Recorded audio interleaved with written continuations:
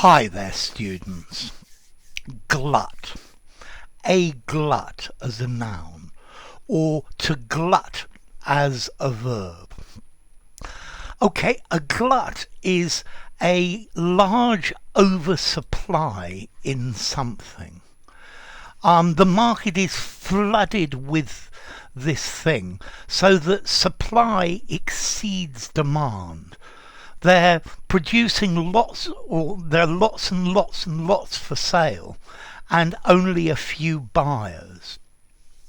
So you could have an oil glut, where the oil producing countries are producing lots and lots of oil. They're pumping lots of oil out of the ground, and this is much in excess of demand. The opposite to a glut is a shortage. Maybe we have a glut with fruit very often. Very often fruit trees, the harvest in all of the places in the country is ready at the same time, and there is lots and lots and lots of this for sale. The price obviously drops radically, and there's a glut of apples, for example. Also, some seasons that are very productive, and that's when you get a glut. We can also use to glut, meaning to fill with food till you are so full you don't know what to do. He glutted himself at the restaurant buffet. Yeah, the buffet where you go and help yourself. So they ate and ate and ate until they were totally glutted. If I glut myself, I end up sleeping all afternoon, and I'm just no use at all.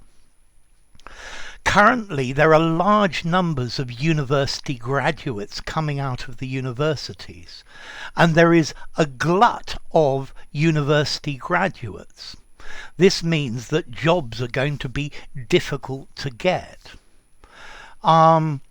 When the housing market turns down, it experiences a turn down. Very often there is a glut of houses for sale. Yeah, there's a glut in the market. The market is completely flooded. There's an oversupply, an excessive quantity. Okay, so to glut, either to fill yourself beyond capacity with food. The lions slept all day because they had glutted themselves on a gazelle. And then a glut, or to glut, to flood the market with an excessive supply of goods so that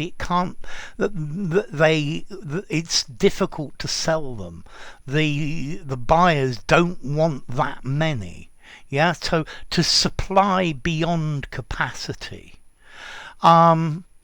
I think very often internet gives us such a glut of information that we can't take it all in, and I think we forget most of it. Or as a teacher, I think it's important not to glut my students with new vocabulary more and more and more, because they can only retain a certain amount, a certain small amount. And if there's too much, they just end up not remembering any of it. And that's the problem with it. Okay, so to glut, to fill. Yeah, I glutted myself on sweets and chocolate and was violently sick. Yeah, maybe that's because there was a glut in the sweet market and they were so cheap I just had to buy hundreds of them. So let's see, how formal is this word glut? This is a very business word. I think I'd probably give it a 6.5 to a 7 in formality. Maybe you could use the word oversupply a little less formally. And then clearly this word is related to gluttony. Yeah, gluttony, where you eat too much food. To overeat. A glutton overeats. He suffers from gluttony. And then this word comes to us from Latin through French. Engloutir, to devour, to eat. And then glutio or glutieri, I swallow, from Russian. Okay? Sorry, from Russian, from Latin. My mind's going. So a glut, an excess, an overabundance, a plethora, a surplus, a slew, a surfeit. Yeah, and the opposite is a lack or a shortage. Yeah, the market is glutted, it's clogged with things, it's completely full. Okay, so there you go, a glut, a good word to use, or to glut.